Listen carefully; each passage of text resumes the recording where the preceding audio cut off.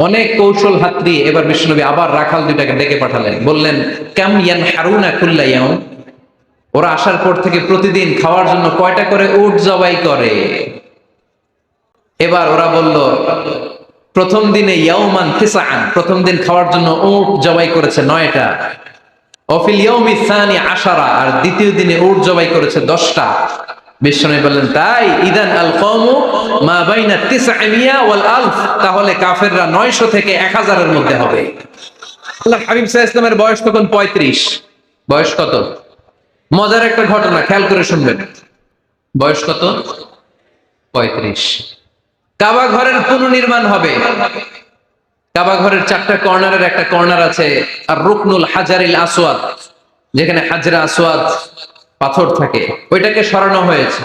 এখন কাবা ঘরের নির্মাণ শেষ, ওই হাজরা আসওয়াদ পাথর নিয়ে এটার কর্নারের মধ্যে সেট করা হবে। কিন্তু কে রাখবে? কারণ হাজরা আসওয়াদ তো যেন তেন পাথর নয়, জান্নাতি পাথর। কিয়ামতের দিন এই পাথরের ভেতরে আল্লাহ একটা জিহ্বা দিবে, 2টা চোখ দিবে। এই পাথর বলবে আল্লাহ এই লোকগুলো আমারে চুমু দিয়েছিল, এর উসিলায় আজকে তুমি তার জান্নাতে ঢুকায় দাও। তো এটা অনেক সম্মানিত পাথর, এই পাথরকে বহন করাটাও সম্মানিত। 4 দলের মক্কার 4 নেতা বলে এই সম্মান আমরা হাতছাড়া করতে চাই না, কেউ এই পাথরে হাত দিতে পারবে না। এক নেতা কয় আমি নিব, আমি নিয়ে এটা কাবা ঘরে রাখবো। দ্বিতীয় নেতা বলে না, এই পাথর আমি অন্য কাউরে দেব না, এটা অনেক সম্মানের, অনেক প্রেস্টিজিয়াস ইস্যু, আমি এই পাথরটা হাতে নিয়ে কাবা ঘরে রাখবো। তৃতীয় নেতা বলে না, রক্তের গঙ্গা বইয়ে দেব, কিন্তু এই পাথর কাউরে দেব না। চতুর্থ নেতা বলে না, আমি নেব। কিলাকিলি আছে না নাই? পাথর কয়টা? নেতা কয়জন? 4 জন। কিভাবে এই সম্মানিত পাথর নিয়ে সেট করবে?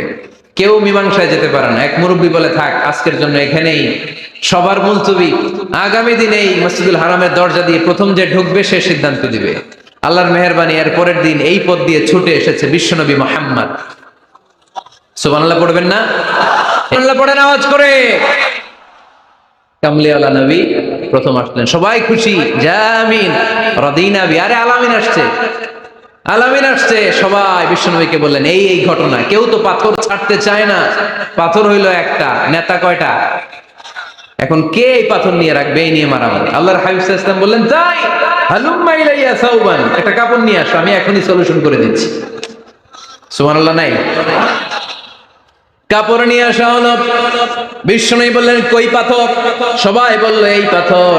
আল্লাহর হাবিব সাল্লাল্লাহু আলাইহি ওয়াসাল্লাম মোবারক হাত দিয়ে পাথরটা তুললেন। 4 নেতারে বললেন ও 4 নেতা, কাপড়ের 4 কর্নারে তোমরা ধরো। 4 নেতা কাপড়ের 4 কর্নারের মধ্যে ধরলো। বিশ্বনবী নিজ হাতে পাথরটা নিয়ে কাপড়ের মাঝখানে রেখে দিলেন। এবার বিশ্বনবী আগে আগে যায়, 4 নেতারে বললেন 4 কর্নার ধরে পাথরটারে নিয়ে আমার পেছনে পেছনে আসো। কাবার কাছে যে বিশ্বনবী আবার নিজ হাতে পাথরটা তুললেন, আবার নিজ হাতে কাবার ভেতরে রেখে দিলেন। পড়েন সুবহানাল্লাহ। সম্মান আসলে 4 নেতার দিকে যায় নাই, সম্মান গিয়েছে বিশ্বনবীর দিকে। এতক্ষণ কাউরে দিবে না, এখন কেউই ধরতে পারে নাই, তারপরেও খুশি। সুবহানাল্লাহ কইবেন না? প্রথমে যে হাজরে আসওয়াদ পাথর ধরছে কে? বিশ্বনবী। কাপড়ে রাখছে কে? বিশ্বনবী। আবার কাপড় থেকে উঠিয়ে হাজরে আসওয়াদের পাথরটারে কাবার ভেতরে ঢুকাইছে কে? সুবহানাল্লাহ কইবেন না? সব সম্মান গেল বিশ্বনবীর হাতে, সব স্ট্যাটাস গেল বিশ্বনবীর হাতে। 4 নেতা কাপড়ের কিনারা ধইরাই খুশি। এইটাই বলে নেতৃত্বের গুণাবলী, চিল্লায় বলো ঠিক কিনা? কনফ্লিক্ট রিজলভিং এবিলিটি, বিরোধ নিষ্পত্তি করার কোয়ালিটি থাকা চাই, তবেই তিনি নেতা। কি কারিশমা দেখছেন? What a charismatic leader. এতক্ষণ রক্তের বন্যা বইয়ে দিবে, কাউরে দিবে না পাথর। এখন কেউই ধরতে পারে নাই, কিন্তু স্লোগান দিতেছে জিন্দাবাদ। আসরা নাই? নেতা হইলে এরকম নেতা হইতো। মদিনাতে আউস আর খাজরাজ গোত্রের যুদ্ধ 120 বছরের। কয় বছর? কেউ থামাতে পারে না, রক্তক্ষয়ী যুদ্ধ। আল্লাহর হাবিব সাল্লাল্লাহু আলাইহি ওয়াসাল্লাম মক্কা থেকে মদিনায় এসে 7 দিনের ব্যবধানে 120 বছরের যুদ্ধ থামাইয়া দিলেন।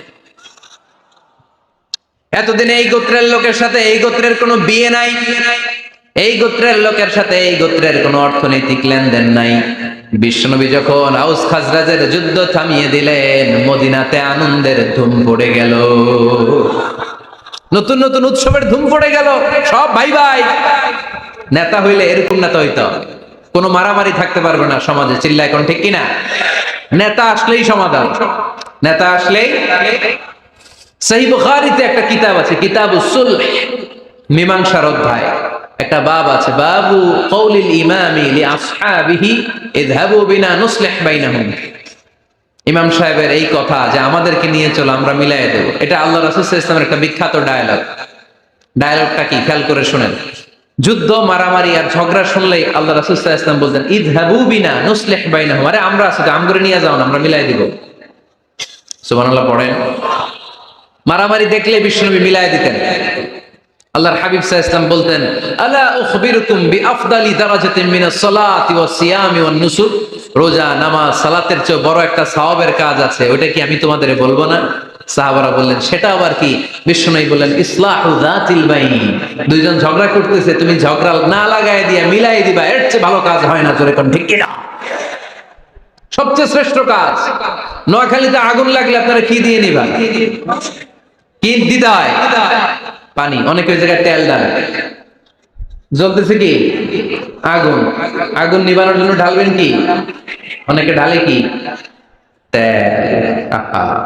না, আপনি থামায় দিবেন, মিলাই দিবেন। আপনার জন্য ভালো জিনিস মিলাই দিবে কে? 7 নাম্বার, ফারসাইটেডনেস, দূরদৃষ্টিতা, ভিশনারি অ্যাটিটিউড, ফিউচারিস্টিক। নেতা অনেক দূর দেখতে পায়, তিনি দূরদর্শী। কর্মী যত দূর দেখে, নেতাও যদি তত দূর দেখে, দেশ চলবে? কথা বলেন। কর্মী যদি দেখে 500 মিটার, নেতার দেখতে হবে কয় মিটার?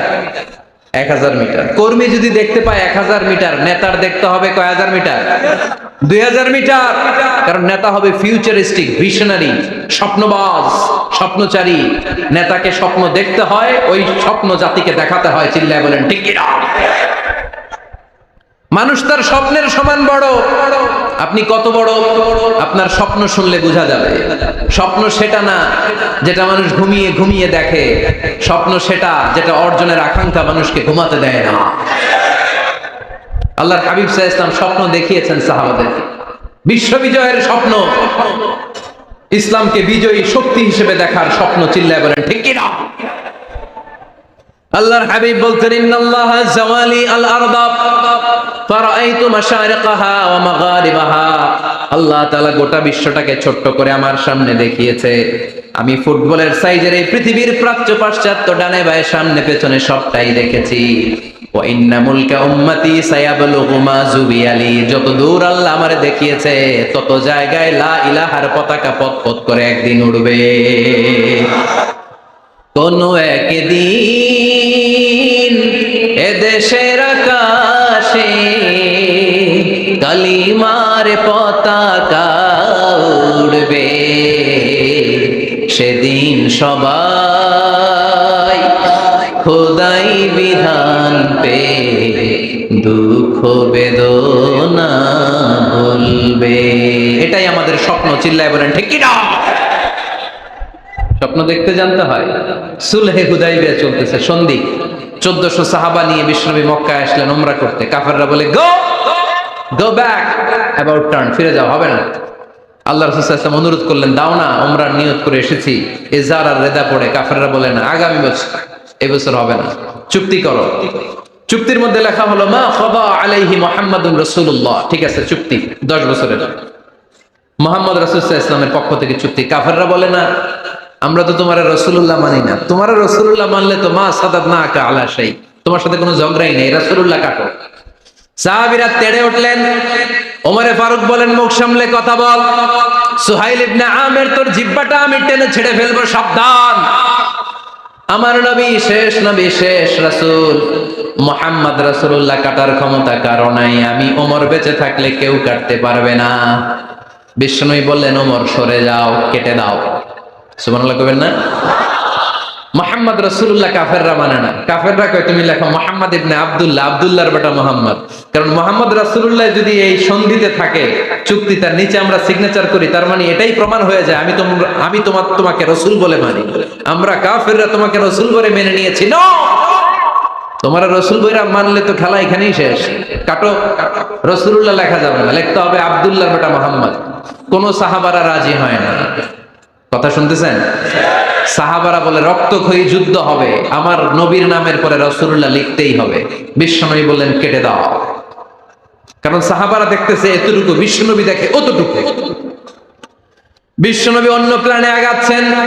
বিশ্বনবী ভাবলেন 10 বছরের যুদ্ধ বিরতি যদি হয়ে যায়, আমি আমার লোকদেরকে ঠিক করব। আমি তারবিয়া, তালিম, তাহজিব, তামাদ্দুন দিয়ে মদিনাটাকে একটা কল্যাণ রাষ্ট্রে পরিণত করব। আমি আমার ফোর্সকে সাজাবো, আমি আমার সাহাবাদেরকে প্রশিক্ষিত করব। এই 10 বছরের ব্যবধানে আমি গোটা বিশ্বকে ঝাঁকি মেরে কাঁপিয়ে দেব। কিন্তু সাহাবারা পড়ে আছে রাসূলুল্লাহর মধ্যে। সাহাবারা পড়ে আছে কই? সাহাবারা এর চেয়ে বেশি ভাবতে পারতেছে না। সাহাবারা বলে রাসূলুল্লাহ কাটা যাবে না। বিশ্বনবী বলেন কেটে দাও। তার মানে নেতা কর্মী যদি দেখে 500 মিটার, নেতার দেখতে হবে 1000 মিটার। চিল্লায় বলেন ঠিক কি না?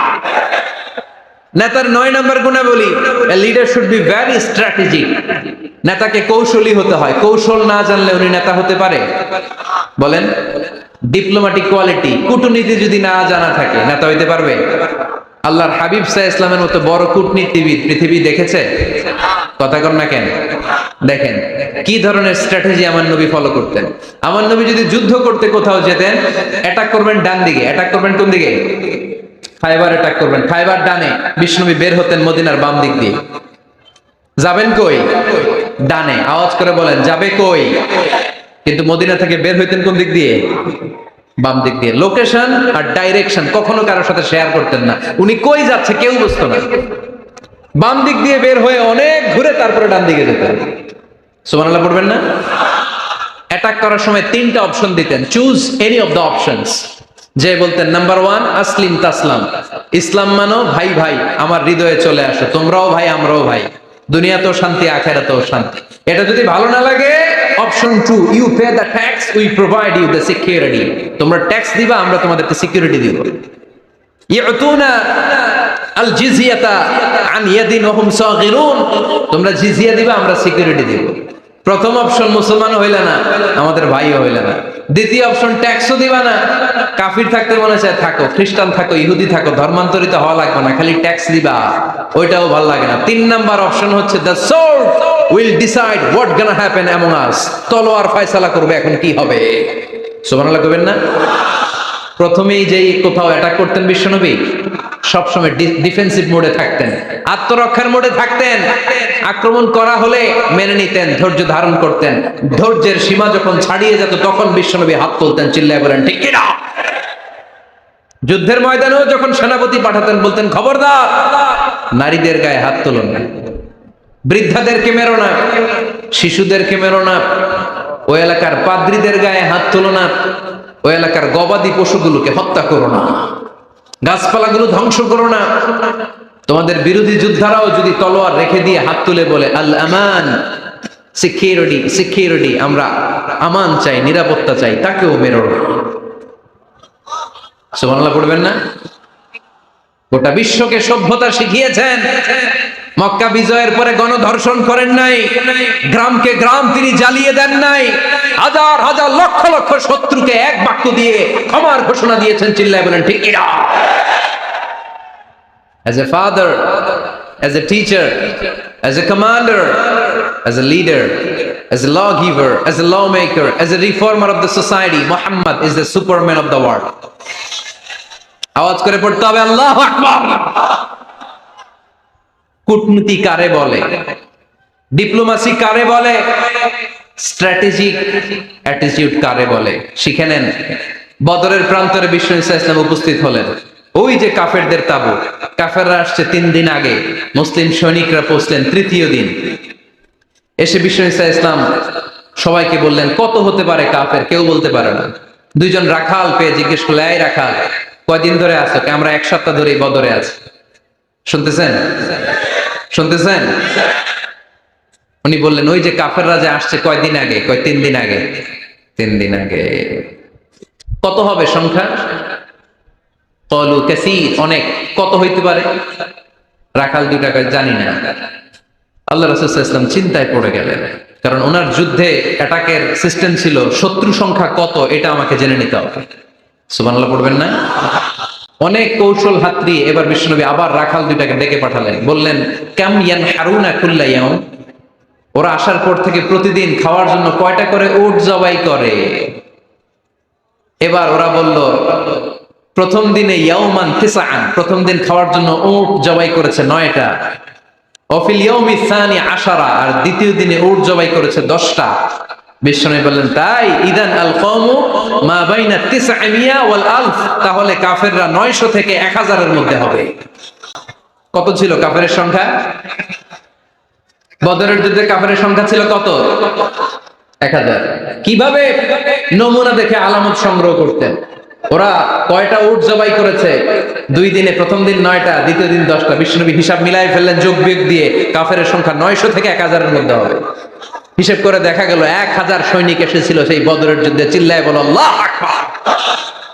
স্ট্র্যাটেজি জানতে হয় না, তাকে কৌশল জানতে হয়।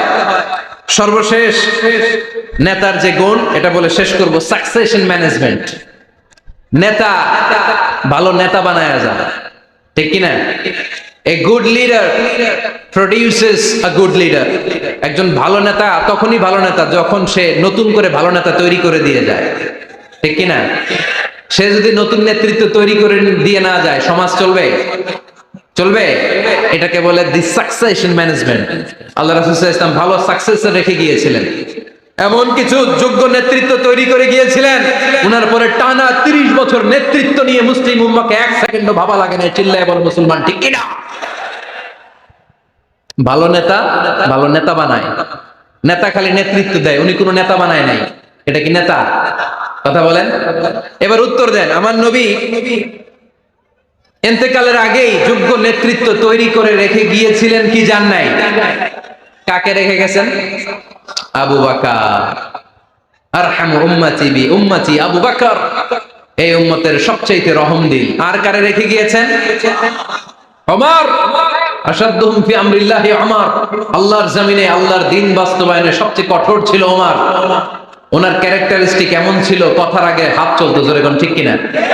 আল্লাহর হাবিব সাল্লাল্লাহু আলাইহি ওয়াসাল্লাম বলতেন লা নাবিয়্যা বা'দি ওয়ালা রাসূলা, আমার পরে নবীও নাই রাসূলও নাই, তবে লাউ কানা বা'দি লাকানা ওমর, আমার পরে যদি নবী হওয়ার যোগ্যতা কারো থাকে আমার ওমরের সেই যোগ্যতা আছে।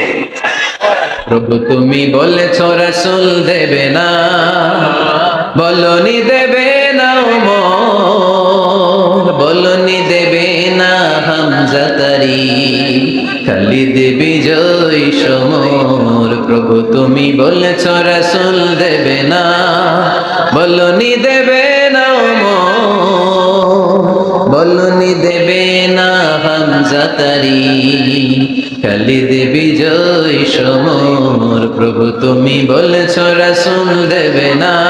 সুবহানাল্লাহ পড়েন। সাইয়েদনা ওমর ফারুক, উসমান যুন্নুরাইন, আলী রাদিয়াল্লাহু তাআলা আনহু যোগ্য নেতৃত্ব হাতে কলমে প্রশিক্ষিত করে ওনাদেরকে রেখে গিয়েছেন। তাই মুসলিম উম্মাহর নেতৃত্বের সংকটে পড়া লাগে নাই, জোরে কোন ঠিক কিনা? এক কুস্তিগিরকে বিশ্বনবী দাওয়াত দিয়েছিলেন, নাম রুকানা। বললেন রুকানা আসলিম তাসলাম, ইসলাম মানো শান্তিতে থাকবা, দুনিয়ায়ও থাকবা আখিরাতেও থাকবা। রুকানা বলে আমি ইসলাম মানবো না যতক্ষণ না তুমি কুস্তি খেলে আমারে হারাতে পারো। যদিও বর্ণনাটা দাঈফ, কিন্তু এ থেকে শিক্ষা আছে। যদি আমাকে তুমি হারাতে পারো তাহলে আমি কালিমা পড়বো। বিশ্বনবী বললেন না, আমি কুস্তি টুস্তি খেলি না। রুকানা বলে তাইলে আমিও কালিমা পড়ি না। এখন বিশ্বনবী রহমতের নবী, ওমা আরসালনাকা ইল্লা I have sent you as a mercy for the entire universe. হে নবী, আমি আপনার গোটা বিশ্বের জন্য রহমত করে প্রেরণ করেছি। বিশ্বনবী ভাবলেন আমি যদি কুস্তি খেলি আর লোকটা যদি কালেমা পড়ে তাহলে তো লোকটা জান্নাতি, খেলি না একটু। বিশ্বনবী রাজি হলেন। এবার দুজন দাঁড়ালো, রুকানা লাফায় আর প্রিপারেশন নেই, বিশ্বনবী লাফায় না, ভদ্র হয়ে দাঁড়িয়ে আছেন। কি ভদ্র নবী ছিলেন আমাদের, কি লাজুক ছিলেন। বিশ্বনবী যখন হালিমাতুস সাদিয়ার বাড়িতে 5 বছর ছিলেন, 2 বছর দুধ খেলেন। হালিমাতুস সাদিয়া বলে এই কুরাইশি মুহাম্মদকে আমার বাড়িতে আনার পরে আমার বাড়িতে বরকত আর বরকত। আমার এলাকা ছেড়ে যখন গিয়েছিলাম মক্কাতে, এলাকার গাছগুলো সব মরা ছিল, ছাগলগুলোর ওলানে কোনো দুধ ছিল না। এসে দেখে ওলান ফেটে ফেটে দুধ পড়ে, গাছগুলো সজীব আর সবুজ শ্যামলিমায় ভরপুর, বরকত আর বরকত।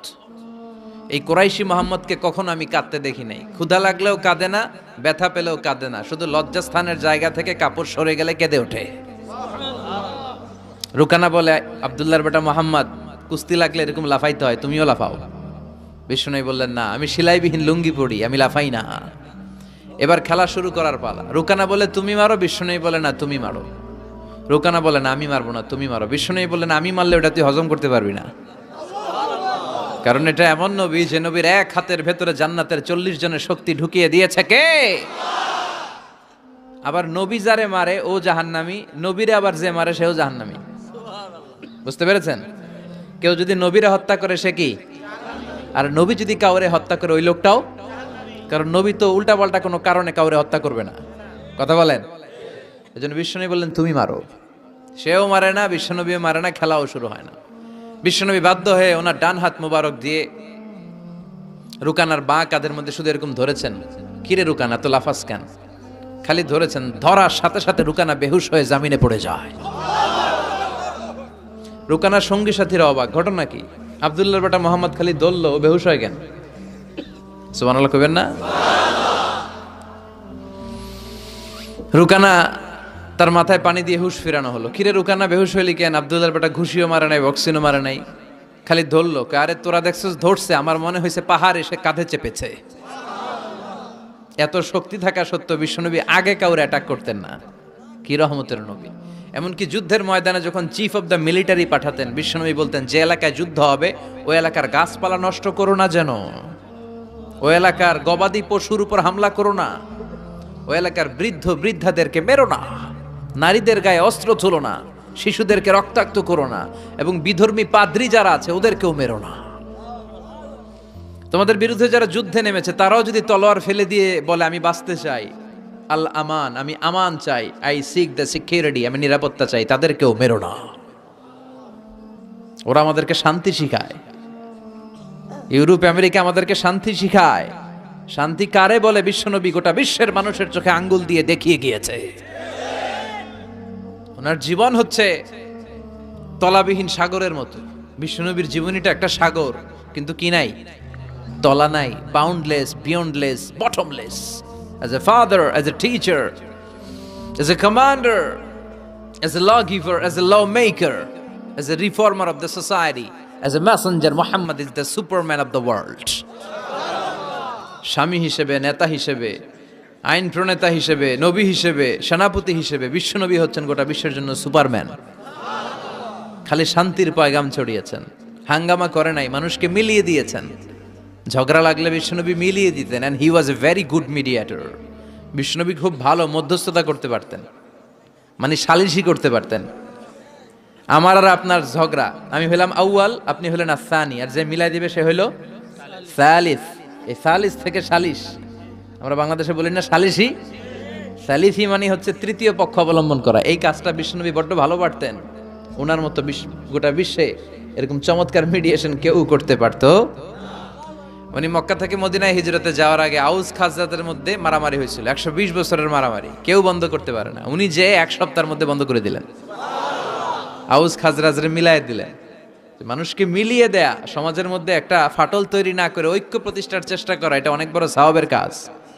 আর আমরা খালি দেয়াল ভাঙ্গি, ঠিক কিনা? ঘর ভাঙ্গি, মন ভাঙ্গি, ঐক্য নষ্ট করে, চিল্লায় বলেন ঠিক কিনা? একসাথে রাখার চেষ্টা করবেন, আলাদা আলাদা হবেন না। আলাদা হইলেই বিপদ, আর একসাথে থাকলে বরকত আছে না নাই? দুইজনের লাগতে দেখলেই মিলাই দিবেন, আপনার সম্মান বাড়াই দিবে কে? আমরা লাগতে দেখলে আরো লাগাই দেই, আছে না নাই? মতলবে নাই, হ্যাঁ? আগুন লাগলে আমরা পানি দিয়ে নে ভাই, অনেকে তেল ঢালে ওই জায়গায়, কথা বলেন, কেরোসিন ঢালে না। আল্লাহ তুমি বুঝার তৌফিক দান করো। এজন্য অপ্রয়োজনে যেন আমরা মারামারিতে না জড়াই। আর সবসময় প্রশংসা চলবে একজনের, তিনি কে?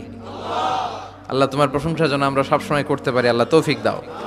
বিশ্বনবী দোয়াতে বলতেন, আল্লাহুম্মা জাআলনি সাবুরা ওয়া জাআলনি শাকুরা ওয়া জাআলনি ফি আইনি সাগীরা ওয়া ফি আ'য়ুনিন নাসি কাবীরা। হে আল্লাহ, আপনি আমারে ধৈর্যশীল বানান। হে আল্লাহ, আপনি আমারে শুকরগুজার বান্দা বানান। আল্লাহ, আমার চোখে আপনি আমারে ছোট বানান, মানুষের চোখে আপনি আমারে বড় বানান। কি কম্প্রিহেন্সিভ দোয়া!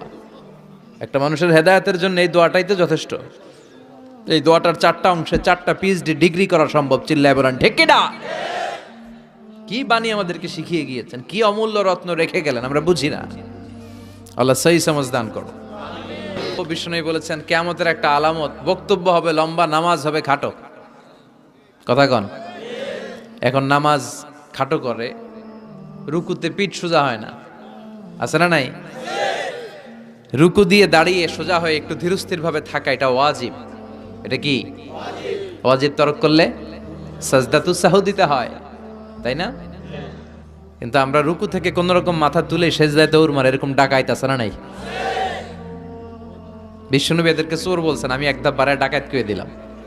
বিষ্ণু বলেছেন সবচেয়ে বড় চোর যে নামাজে চুরি করে। কিভাবে নামাজে চুরি করে? বিষ্ণু বললেন ইয়াসরিকু ফি রুকুইহি ওয়া সুজুদি, রুকু সেজদায় চুরি করে। রুকুর পিঠ সোজা হয় না, রুকু থেকে সোজা হয় ধীরস্থির ভাবে দাঁড়ায় না। এরপর আবার দুই সেজদার মাঝখানে ধীরস্থির ভাবে 2-1 সেকেন্ড বসা কিন্তু ওয়াজিব। মতলবের ভাইরা মনে থাকবে, একটা সেজদা দিয়ে একটু ধীরস্থির ভাবে বসবেন। এত তাড়া কিসেন আপনার, এত ব্যস্ততা কেন? নো রাশিং ইন সালাহ, নামাজে কোনো তাড়াহুড়ো নাই। সাহাবারা নামাজে দাঁড়ালে ওনার পা থেকে তীর খুলে ফেলা হতো, ফিনকি দিয়ে রক্ত ছুটতো, টের পেত না। বিশ্বনবী নামাজে দাঁড়ালে পা গুলো ফুলতে ফুলতে ঘাম বেরোতো, রক্ত পড়তো, টের পেত না। সাহাবারা নামাজে দাঁড়ালে ওনাদেরকে খেজুর গাছ মনে করে মরুভূমির পাখিগুলো মাথায় এসে বসে যেত। ওনারাও নামাজ পড়ে, আমরাও নামাজ পড়ি, তাড়াহুড়ো। এমনকি বিশ্বনবী নামাজ শুরু হয়েছে, আপনি জামাত যে ধরবেন, দৌড় দিতেও নিষেধ করেছেন। সুবহানাল্লাহ পড়েন। ইযা উকিমাতিস সালাহ ফালা তাতুহা তাসআউন ওয়া আতুহা তামশুন আলাইকুম বিসাকিনা ফামা আদরাকতুম ফাসাল্লু ওয়া মা ফাতাকুম ফাআতিম্মু।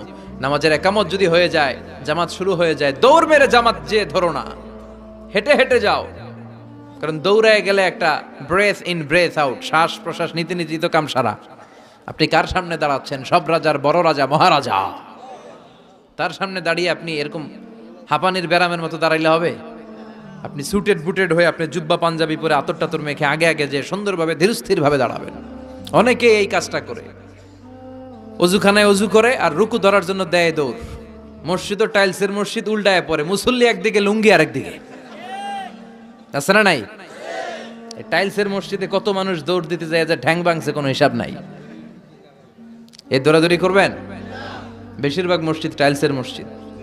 সুন্নাহ মানলে নিজের জন্য সেফটি, ধীরস্থির ভাবে হেঁটে হেঁটে যাবেন, তাড়াহুড়ো করা যাবে না। আমরা যেন ধীরস্থির ভাবে সালাত আদায় করতে পারি। আল্লাহ তুমি তৌফিক দাও। জান্নাতে যাওয়ার প্রথম কাজ জামাতে সালাত আদায় করা, ঠিক কি না? আউয়ালু মা ইউহাসাবু বিহিল আবদু ইয়াউমাল কিয়ামাতি আস-সালাহ। সর্বপ্রথম আল্লাহ তাআলা যেই জিনিসটার হিসেব আমাদের কাছে কিয়ামতের দিন চাইবে, সেটা কি? সালাত। সালাত কায়েম করো, সালাত কায়েম করো, হবে সম্মানী তুমি, হবে জান্নাতি তুমি, হবে সম্মানী তুমি, হবে জান্নাতি তুমি। দিবে কাল হাসরে শীতল ছায়া আরশে আজিম, রাব্বিয়াল আলা রাব্বিয়াল আযীম, রাব্বিয়াল আলা রাব্বিয়াল আযীম। সুবহানাল্লাহ পড়ে। সালাত কায়েম করতে হবে। কায়েম একা একা পড়লে চলবে? নিজেও যখন যাবেন, ছেলেটারও মসজিদে নিয়ে যাবেন। অনেকে ছোট বাচ্চা মসজিদে দেখলে রেগে যায়, মতলবে এগুলা নাই। বয়স্ক মুরব্বী চাচারা কেন যে রেগে যায় বুঝলাম না। রাখবেন না আপনারা। ওরা চিল্লাচিল্লি করবে, আওয়াজ করবে, কিচির মিচির করবে, এটাই তো বাচ্চাদের সৌন্দর্য। চিল্লাচিল্লি কি আপনারা করবেন? 80 বছরের বুড়া মানুষ লাফাইলে ভালো দেখা যায়? কথা কন। লাফালাফি দৌড়াদৌড়ি করবে ছোট বাচ্চারা, ওরা একজন আরেকজনের কামড় দিবে, ঘুষি মারবে, খামসি মারবে। কথা কন। এটা বাচ্চাদের সৌন্দর্য, এটাই তো পৃথিবীর সৌন্দর্য। আমি পৃথিবীর অনেক দেশে সালাত পড়েছি, বিভিন্ন মসজিদে পিছনে বাচ্চারা চিৎকার চেঁচামেচি করে, কেউ কিছু বলে না। মাঝে মাঝে অথরিটি যায় বলে, এই মা বাবা যারা আসছেন বাচ্চাদেরকে সামলে রাখেন। কিছুক্ষণ সামলে থাকে, আবার চিল্লাচিল্লি শুরু। এটাই সৌন্দর্য, ওরাই তো চিল্লাবে। তুরস্কের বিভিন্ন মসজিদে বড় বড় সাইনবোর্ডে লেখা যে জামাত চলা অবস্থায় যদি পেছনে বাচ্চাদের কিচির মিচিরের আওয়াজ শুনতে না পান, তাহলে নেক্সট জেনারেশনের ব্যাপারে ভয়ে থাকেন। পিছনে যদি আওয়াজ শোনা না যায় বাচ্চাদের, তার মানে বোঝা গেল আমাদের নেক্সট জেনারেশন ওরা মুসল্লি হচ্ছে না, ওরা গেমস নিয়ে ঘরের ভেতরে পড়ে আছে, চিল্লা এখন, ঠিক কিনা? আর আপনি সালাত পড়তেছেন, পিছনে আওয়াজ, তার মানে আমার ছেলে নাতিপুতি এগুলো নামাজি হবে। কথা কন। এজন্য বাচ্চাদেরকে মসজিদে নিতে রাজি আছেন তো? বাচ্চাদেরকে মসজিদে নিয়ে যাবেন। এই সালাতের হিসাব হবে সর্বপ্রথম হিসাব। এই সালাতের হিসাব যদি সহজ হয়ে যায়, সব সহজ। সালাতে ঝামেলা তো সবটাতে ঝামেলা। বাচ্চাদেরকে মসজিদে নিবেন অথবা ঘরেও জামাতে পড়তে পারেন, তবে শর্ত হচ্ছে আপনার স্ত্রী আপনার সাথে দাঁড়াতে পারবে না। দুইজন যদি আমরা জামাত করি, মুসল্লি বা মুক্তাদি, উনি আমার ডান দিকে দাঁড়াবে, ঠিক কিনা? সহিহ হাদিস অনুযায়ী সমান সমানে দাঁড়াবেন, আগে পিছে না, দুজনেই সমান। বুখারীর বর্ণনা সমান সমান, তবে উনি ডানে দাঁড়াবে। আর স্ত্রীকে নিয়ে যদি জামাত পড়েন, উনি ডানে দাঁড়াতে পারবেন, উনি পেছনে দাঁড়াবে। নারী আর পুরুষ একসাথে এক কাতারে সালাত পড়তে পারে। বিশ্বনবীর মসজিদে নববীতে মহিলারা সালাত পড়তো। মসজিদে নববীতে প্রথমে দাঁড়াতো পুরুষরা, পুরুষ সাহাবীরা, এরপরে দাঁড়াতো বাচ্চা সাহাবীরা, এরপরে দাঁড়াতো হিজরা সাহাবীরা, মানে পুরুষও না নারীও না। আমাদের সমাজেও আছে না নাই? আমরা এদেরকে আগলে রাখি না, কাজের সুযোগ দেই না, ফলে ওরা হিংস্র হয়ে উঠেছে। রাস্তায় চাঁদাবাজি করে, শুক্রবারে বর কনের গাড়ি আটকায়। কথা কন, কাজ দিলে কিন্তু কাজ করেই খেত।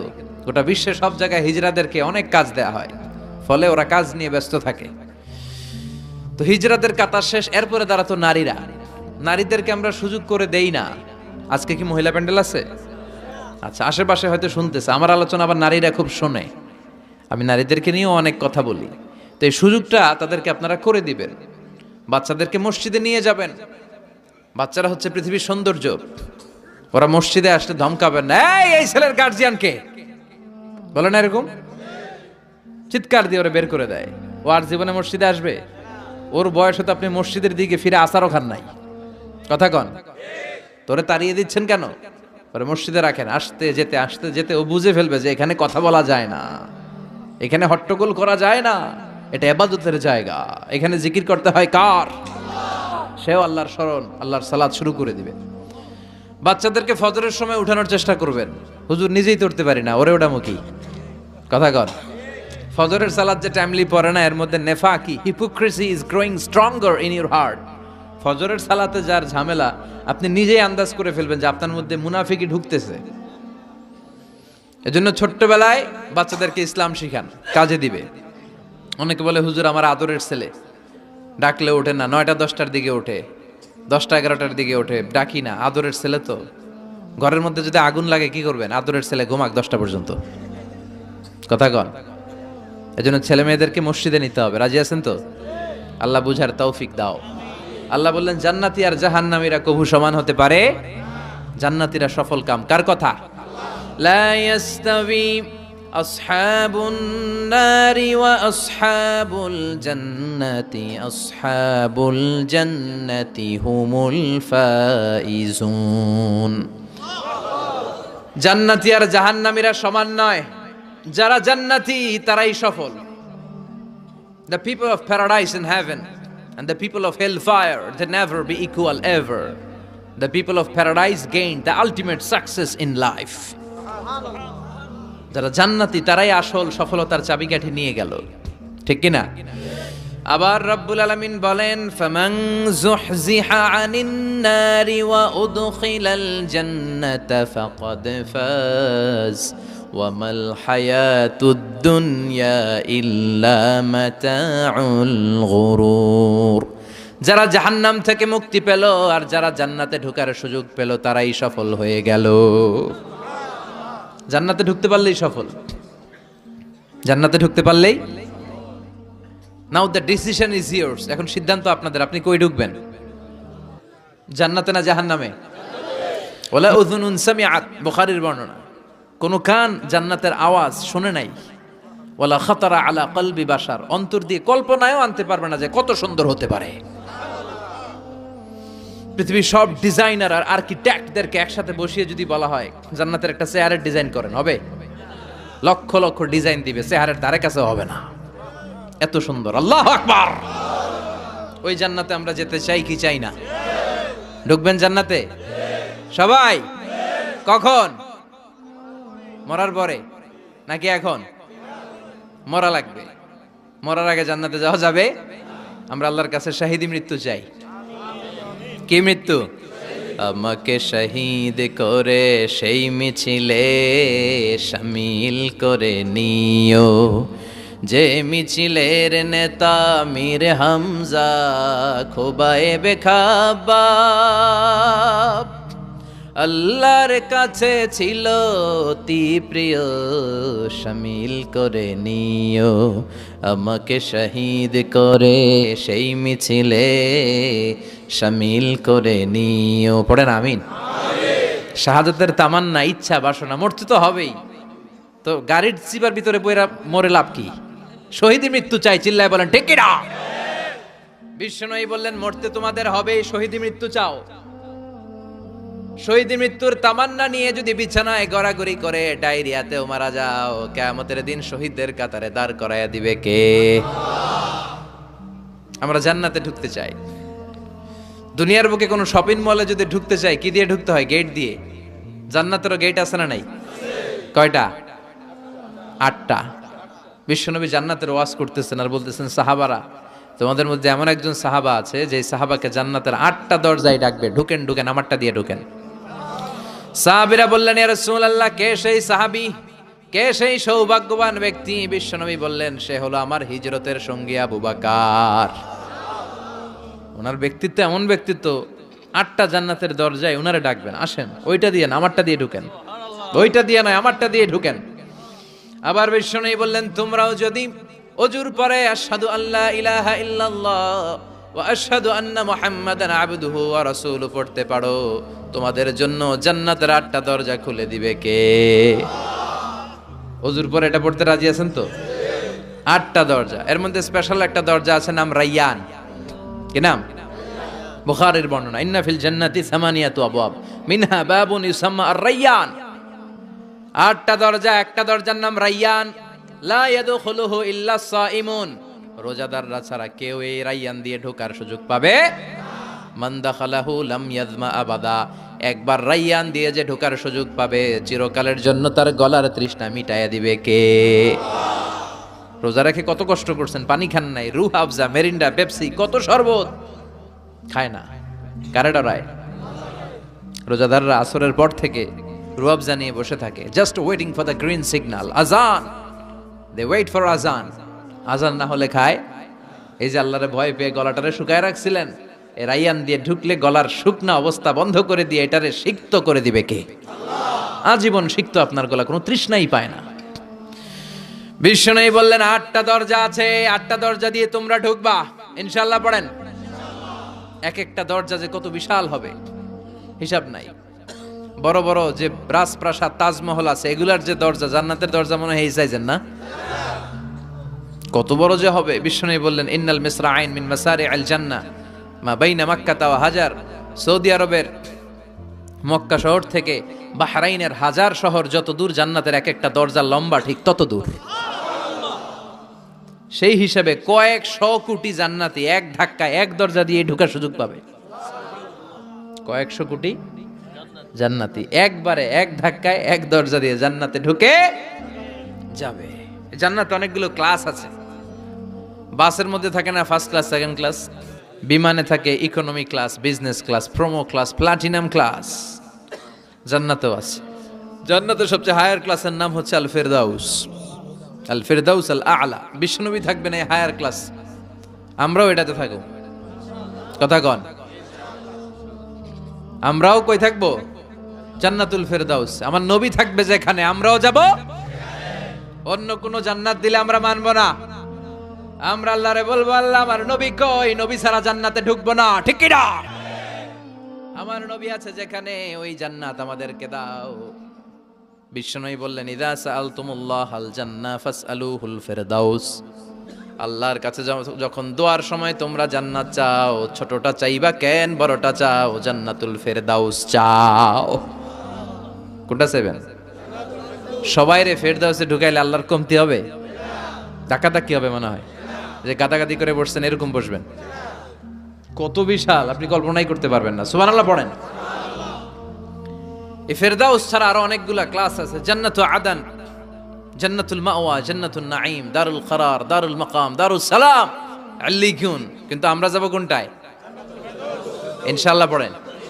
وسيق الذين اتقوا ربهم إلى الجنة زمرا حتى إذا جاءوها وفتحت أبوابها وقال لهم خزنتها سلام عليكم طبتم فادخلوها خالدين سبحان الله পড়ে সব জান্নাতীদেরকে নিয়ে ফেরেশতারা ছুটবে চলেন জান্নাতে যাই যেতে যেতে ওরা অনেক সুন্দর সুন্দর গেট দেখবে এগুলারে বলে ওয়েলকামিং গেট রিসেপশন গেট মন্ত্রী মিনিস্টার আসলে করে না এই যে আজকের স্টেজ বানাইছেন হুজুরের জন্য তো প্রধানমন্ত্রী আসলে এই স্টেজে চলবে আরো বড় করে একটা বানাইতে হবে তো জান্নাতে আপনারা যারা ঢুকবেন আপনাদের জন্য কি সিম্পল গেট থাকবে বিশাল বিশাল গেট থাকবে বিশাল জান্নাতে ঢোকার আগেই কিছু লাল গালিচার সংবর্ধনা ফুলেল সংবর্ধনা সুস্বাগতম হে মহান অতিথি অব জান্নাহ অনেক দূরে চলেন এরপর আরো অনেক দূর হেঁটে মূল জান্নাতে আসবে